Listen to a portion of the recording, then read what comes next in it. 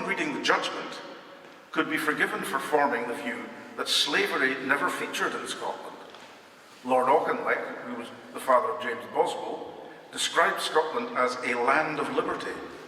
Lord Kames proclaimed that the court could not enforce the laws of Jamaica because, as Sir Geoff has already quoted, we sit here to enforce right, not to enforce wrong.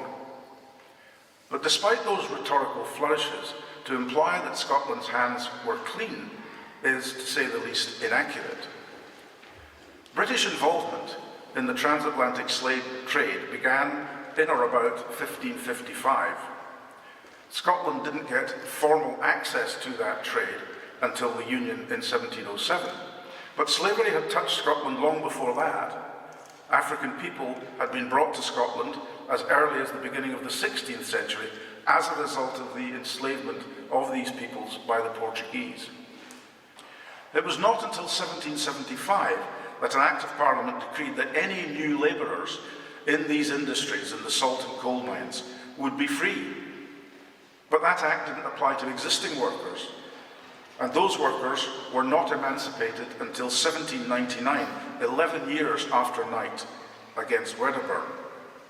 The two causes helped each other. Salters and colliers raised money to help Mr. Knight's wife Annie and their baby. The decision in 1778 led to representations on behalf of the colliers and salters in Parliament. So against that background, Scotland's description as a land of liberty in 1778 may fairly be described as somewhat of a veneer. The laws by which Mr. Knight had been enslaved may have been Jamaican, but Scotland's complicity in the slave trade at that time cannot be glossed over.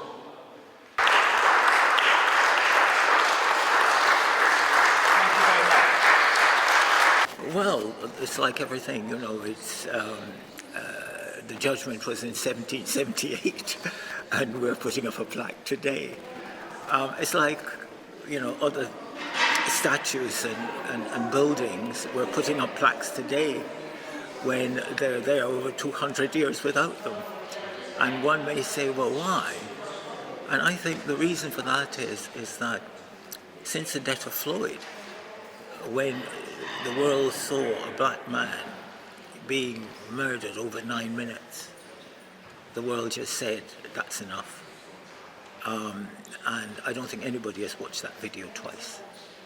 And I think that sparked a lot of interest in this history. And this is one of the stories from that history.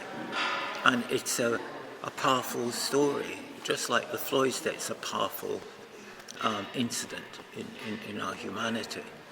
And I was so pleased when, we discussed it with the powers that be of this court and decided that a plaque would be made.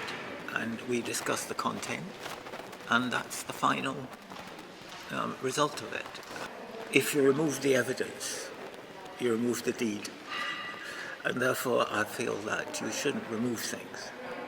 I think we can, with plaques, we can change them, meaning that if a narrative is on a plaque where slavery is not mentioned, as in the Henry Dundas plaque, then I think we should change that plaque to put the narrative. The old plaque can remain with the same narrative to show the difference. And that's a matter of what people want to do. There is a professor in Oxford, I think, who believes in balance. So, somebody did good here, but he did bad there, so it balances. We enslaved people, but we built them roads. And therefore, the world, I don't feel the world is like that. If somebody did something that was wrong, it should be remembered without a balance.